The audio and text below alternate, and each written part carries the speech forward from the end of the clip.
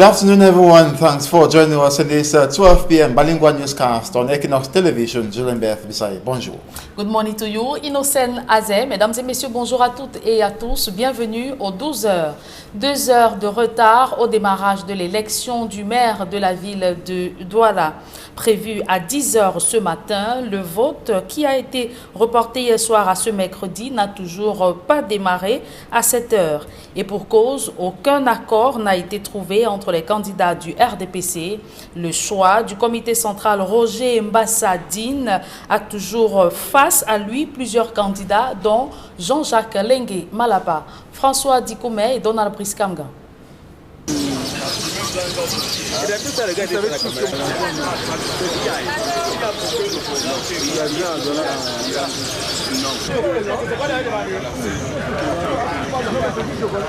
La nouveauté, vous le voyez autour de nous, c'est cette forte présence des forces de maintien de l'ordre, notamment les équipes spéciales d'intervention rapide, les ESIR, qui sont accompagnées dans cette activité par les équipes de la gendarmerie nationale. Présence marquée des forces de maintien de l'ordre qui s'explique par le fait que toute cette nuit, et malgré les tractations, aucun consensus n'a été trouvé entre les différents candidats du Rassemblement démocratique du peuple camerounais à la mairie de Douala. Le candidat choisi par le parti, Roger Mbassadine, a toujours en face de lui d'autres candidats, et notamment Jean-Jacques Lengue Malapa, qui est déterminé à se présenter. Il y a donc risque de tension, d'où cette forte présence des forces de maintien de l'ordre et de sécurité ici devant la salle des fêtes d'Aqua. François Dikoumé, Donald Brice Kamgan, pour Equinox Télévision. Il faut préciser que la journée d'hier a été très longue pour ces candidats du RDPC qui ont été contraints à renvoyer l'élection à ce mercredi matin. Face à la détermination des autres 3 concurrents, dont Jean-Jacques Lengue Malapa a challengé Roger Mbassadine, choisi par la hiérarchie du RDPC. Le mandataire du comité central n'a pas réussi à trouver un consensus malgré de longues tractations jusqu'à tard hier soir. François Dikoumé et Donald Brice Kamgan, une fois de plus. Au moment où nous quittions la salle des fêtes d'Aqua à 19 h, rien n'était décidé. Les conseillers municipaux RDPC se rassemblaient par petits groupes de discussion. Le mandataire du RDPC, Benoît Donsoumet, poursuivait les négociations cette fois, loin des militants fatigués et dépités. Il est 18 h et environ 40 minutes lorsque nous faisons ces stand-up. Près de 2 heures de temps que les concertations sont en cours. Le mandataire du comité central du RDPC, le ministre Benoît Donsoumet, n'a toujours pas réussi à convaincre les autres 3 challengers du choix du RDPC à se retirer. Et parmi ces 3 challengers, l'un d'entre eux se montre plus que jamais déterminé. Jean-Jacques Lengue Malapa, le maire de la commune de Douala premier, a d'ailleurs choisi, après plusieurs heures de négociations, de laisser ses camarades de parti dans les concertations et de se replier dans la salle, l'air agacé. Le Social Democratic Front, pour sa part, dénonce ce qu'il appelle la confiscation de la République par le parti au pouvoir. Cela n'augure pas quelque chose de positif parce que nous sommes dans le cadre d'une collectivité qui s'administre de façon démocratique. Je pense que quel que soit le nombre de candidats que nous avons, on doit passer aux élections pour que les conseillers départagent les différents candidats. Je pense que c'est la règle. Il y a dans les longues tractations qui sont en cours ici à la salle des fêtes d'Aqua un enjeu colossal pour le RDPC dont le comité central ne souhaite pas perdre la face en voyant son candidat battre dans les urnes. De la salle des fêtes d'Aqua, François Dikoumé, Donald Brice Kamgan, Equinox Télévision. Notons qu'à Marois, dans la région de l'extrême nord, l'élection a également été reportée à ce mercredi matin. Il faut préciser qu'hier, les travaux ont été suspendus par le préfet du Diamaré qui évoque certains blocages dans l'extrait qui va suivre. Nous écoutons Jean-Marc Eko-Ambaka au micro d'Equinox Télévision. Et je vous le disais, à Marois, dans la région de l'extrême nord, les élections ont également été renvoyées ce mercredi matin. Hier soir, les élections ou les travaux ont été suspendus par le préfet du Diamaré qui évoque certains blocages durant cette séance de travail. Nous écoutons Jean-Marc Eko-Ambaka au micro d'Equinox Télévision. Il y a eu des blocages à l'intérieur du conseil qui ne nous permettent pas naturellement d'aller au bout de nos travaux. Vous avez vu, on est parti, on est 105, c'est 105 conseillers qui devaient effectivement voter. Au moment où on a fait la liste de présence, on était à 104. On a demandé dans la salle si c'est 104, s'il y a un absent. Personne ne s'est déclaré que non, je suis là. Et maintenant, on fait les votes, on se retrouve avec 105 bulletins en venant dans l'urne, alors qu'on est parti avec 104 présences. Il se pose donc un problème. Un homme qui s'appelle Amadou Sidi et Amadou. J'ai donc pensé que, pour ne pas avoir les problèmes de contention, que ce monsieur-là nous produise un certificat d'individualité qui permet de savoir que le nom Amadou et Amadou Sidi désignent une seule et même personne. Voilà l'argument juridique que nous avons évoqué pour nous permettre de continuer sereinement les travaux demain à midi. Notons qu'hier, 12 des 14 maires ont été définitivement élus. Luc Messi Atangana est le maire de la ville de Yaoundé. Roger Tafam Bafoussam, Andrew Motanga Modimba à Limbe. Emmanuel Albert Lane est le nouveau maire de la ville d'Edeya. Victor Kelengo, ancien délégué du gouvernement de la ville de Kumba, a été reconduit maire de cette ville. Paul Achombang Tembe est le maire de Bamenda. Jean-Marie Dimbele Sodia, maire de la ville de Bertois, Ousmaïla Mohamedou, maire de la ville de Garoua, Daniel Edio, maire de Bolova, Frédéric Nzoki Epo, il est le maire de la ville de Konsamba, Bobo Saliou, maire de la ville de Ngaoundéré et Guy Emmanuel Sandibaka, maire de la ville de Kribi. Évoquons à présent cette polémique autour du nouveau massacre survenu à Babanki, c'est au nord-ouest Cameroun. Pendant que les ONG évoquent un bilan d'une quinzaine de morts, le gouvernement, par la voix du ministre de la Communication, n'évoque aucun civil tué durant ces affrontements entre les forces de défense et de sécurité et les groupes armés sécessionnistes. Jean-Paul Souniat nous en dit un peu plus. Sur l'accusation de 15 personnes tuées par l'armée, au cours de l'opération menée dans la nuit du 28 au 29 février 2020 au village Soumol Babanki, dans la région anglophone en crise du Nord-Ouest. Le ministre de la Communication, porte-parole du gouvernement, qualifie d'infondé irréel l'assassinat de ces citoyens attribués aux forces de sécurité. Sur le bilan de cet affrontement entre l'armée et les sécessionnistes, René Emmanuel Sadi n'évoque aucun civil tué parmi la population, mais parle de 10 terroristes séparatistes neutralisés. À l'opposé, la version des témoins sur le terrain et quelques organisations de la société civile soutiennent le bilan de 15 morts, avec ces images de plus d'une dizaine de maisons d'habitation incendiées au village Soumol Babanki. Que s'est-il donc réellement passé? La question reste tout entière au moment où la polémique sur le nombre de morts ne cesse d'enfler. Au-delà de cette guerre des chiffres, le communiqué du ministre René Emmanuel Sadi précise que ce raid sur Babanki a été mené en riposte à l'attaque du 25 février 2020, menée contre le chantier de construction du poste de commandement de la 5e région militaire interarmée à Mendankwe, à Bamenda. Selon le ministre Sadi, cette attaque a fait parmi les militaires un mort, 3 blessés et un civil tué sur le chantier, des véhicules militaires incendiés, armes et munitions emportées, des équipements militaires recherchés que l'assaut sur Babanki a permis de récupérer, des engins explosifs improvisés, des armes de guerre, des fusils de fabrication artisanale et des amulettes. Sensibiliser les représentants des institutions sur le respect des droits de l'homme et renforcer la collaboration entre la Commission nationale des droits de l'homme et des libertés et les différentes administrations. Tel est le but d'une formation de 2 jours qui regroupe les points focaux des administrations publiques dans le cadre du projet d'amélioration des conditions d'exercice des libertés publiques au Cameroun. Ce, au moment où des voix s'élèvent de plus en plus au Cameroun pour dénoncer les atteintes aux droits de l'homme dans le cadre des crises sécuritaires qui secouent le pays. Je vous propose de suivre à cet effet la réaction de Gabriel Nouné-Tchoupo. Il est responsable du dit projet à la Commission nationale des droits de l'homme et des libertés.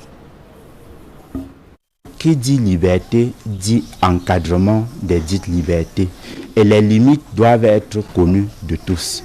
Il y a comme une incompréhension entre la population ou certains défenseurs des droits de l'homme en demande de toujours davantage d'espace de liberté et une préoccupation de l'administration soucieuse du maintien de la paix, le maintien de l'ordre, la défense de l'intégrité territoriale. Donc il est juste question qu'il y ait une saine compréhension de l'équilibre nécessaire à trouver entre les libertés fondamentales incontournable dans un état de droit et le Cameroun a vocation à parfaire sa compréhension de l'état de droit, et les libertés incontournables, indérogeables, y compris dans le contexte de lutte contre le terrorisme, pour ne pas dire les contextes de troubles internes. Donc ce sera le but de clarifier afin qu'il y ait moins d'incompréhension sur le rôle des défenseurs des droits de l'homme lorsqu'ils indexent par leurs allégations des violations qu'il y aurait eu et donc nécessité de mener des enquêtes pour clarifier les faits. Éventuellement donc de sanctionner ceux qui auraient, parmi les autorités ou la population, se seraient montrés responsables d'une telle violation. Voilà à peu près la compréhension que nous souhaitons pour qu'il y ait moins de mépris de part et d'autre et par conséquent, parfois des allégations pas toujours fondées, pas toujours vérifiées des droits de l'homme ou des démentis sans fondement avant toute enquête des violations. Il est question qu'on en arrive à une saine compréhension de ces notions pour densifier la culture des droits de l'homme au Cameroun. Parlons à présent de toute autre chose. La section camerounaise de l'Union internationale des avocats tient ses assises au Cameroun avec pour préoccupation la promotion de l'état de droit et le développement professionnel de ses membres. Les explications de Guy Zogo.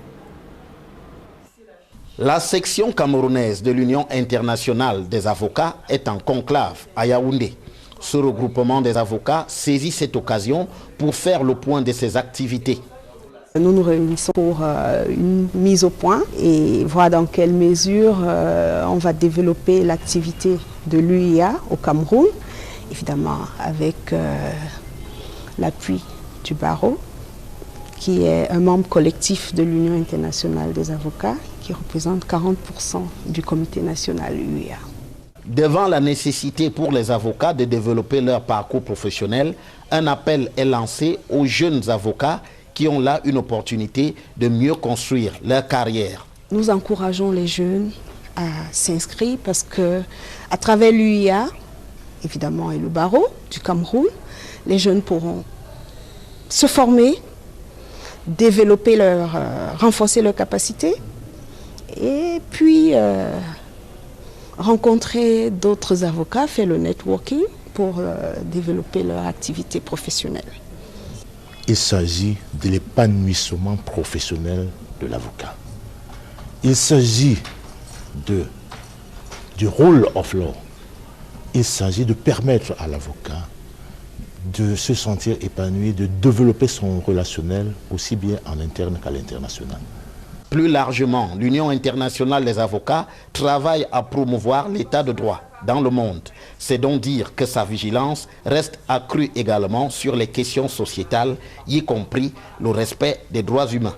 L'Union internationale des avocats a été créée en 1927 et compte plus de 2 millions de membres à travers 127 pays de par le monde. Le comité de l'Union internationale des avocats du Cameroun a été mis en place en 2009. Parlons économie à présent. Après le taux d'inflation élevé en 2019, les Camerounais auront-ils du répit en 2020? Pas si sûr, selon l'Institut national de la statistique. Si le mois de janvier a été relativement meilleur à tous, l'année 2019 a été une où l'on a atteint un taux d'inflation de 2,5% avec une forte incidence sur le panier de la ménagère. La situation de crise qui a un impact considérable sur le secteur agricole dans le nord-ouest ne présage pas des améliorations. Plus de détails dans ce reportage de Sylvestre Hippolyte Zangao. Je vous le disais, après le taux d'inflation élevé en 2019, les Camerounais auront-ils du répit en 2020? Pas si sûr, selon l'Institut national de la statistique. Si le mois de janvier a été relativement meilleur à tous, l'année 2019 aura été une année où l'on a atteint un taux d'inflation de 2,5% avec une forte incidence sur le panier de la ménagère. La situation de crise qui a un impact sur le secteur agricole dans le nord-ouest et sud-ouest ne présage pas des améliorations. Sylvestre Hippolyte Zangao.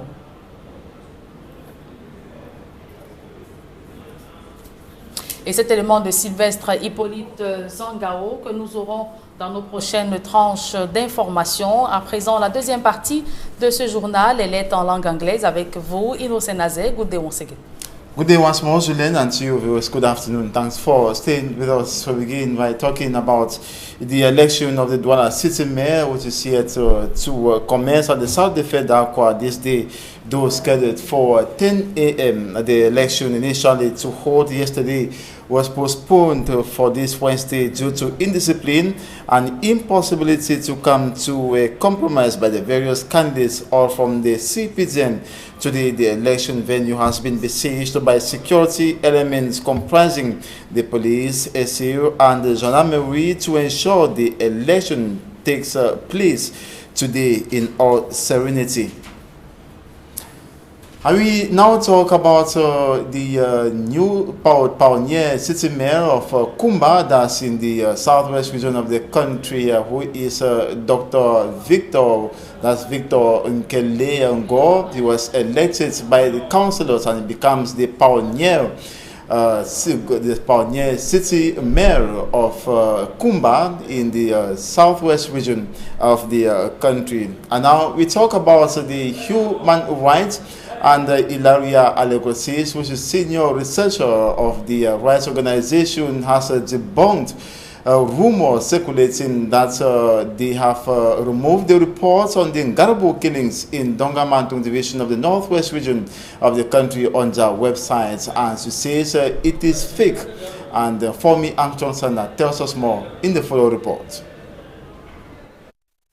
At about 1 a.m. breaking Saturday morning, soldiers on special command descend to Yoruba, a locality in Tuba subdivision, Mesam division of the Northwest region. Before my going to the field, they killed one soldier, one civilian who were at the building site of the new headquarters of the 5th Joint Military Region. So they had to carry out a raid at one camp called Yoruba, around Bambili. Many were asleep. The soldiers launched an offensive. Their presence in that locality met resistance.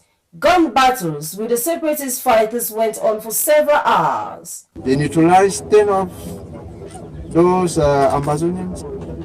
Among them were Gerald Fire. Was to kill, and then they took den guns and AK rifles, and and also material used to make IEDs. Returning from the attack at Yoruba, the soldiers are received by Brigadier General Cavalier, commander of the 5th Joint Military Region. Battles may have been won, but the war is yet to end. These soldiers have buried their colleagues. There has been over 3 years of protest in the northwest and southwest regions of Cameroon. The human and material damages are irreplaceable. I will now talk about the Minister of Communication, Rene Emmanuel Sadzi, who says that the social media is incriminating the National Defense and Security Forces for killings in the northwest and southwest regions of the country. He was speaking during a press conference in Yaoundé after the killings that took place in Babanki in the northwest region. Details with Samanjikan Gabriel. The government spokesperson Emmanuel Rene Sadi was once again forced to make a late-night press conference as the Anglophone crisis takes a different turn in the Northwest region, with cases of death recorded. With the results of the Ngabu massacre investigation still awaited, over the weekend, another case of massacre was witnessed in Small Babanki, and the locals blamed the military for perpetrating the massacre. But according to government spokesperson, the allegations were false because it is an attempt of painting the military black. In his outing, Emmanuel Rene Sadi said armed separatists attacked a construction site of the 5th Combined Military Region at Mendankwe area in Bamenda.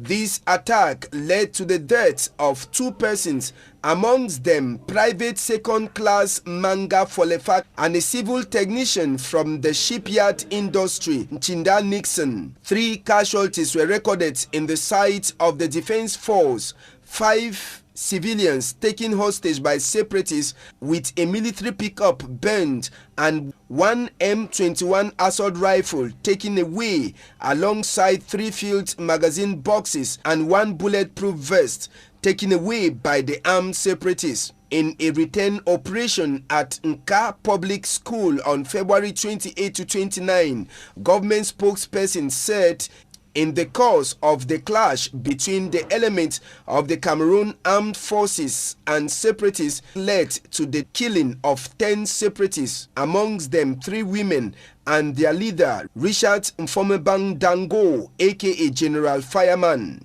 The military returned home with 1 AK-47, 5 tanks explosives, 1 offensive grenade, 3 12-gauge hunting weapons and a hostage released, notwithstanding the explanation given by government spokesperson. Inhabitants of Babanki continue to say most of those who were killed were civilians. And we now talk about this advertorial, and that's to indicate that the Tarunkon Cooperative Credit Union have announced better services to the population, and they are calling on the population to benefit from these special offers. Mustela. Created in 1972, the Tarunkon Cooperative Credit Union Limited has come a long way. We have ATM machines installed in most of these branches, where you can do withdrawals even in the night.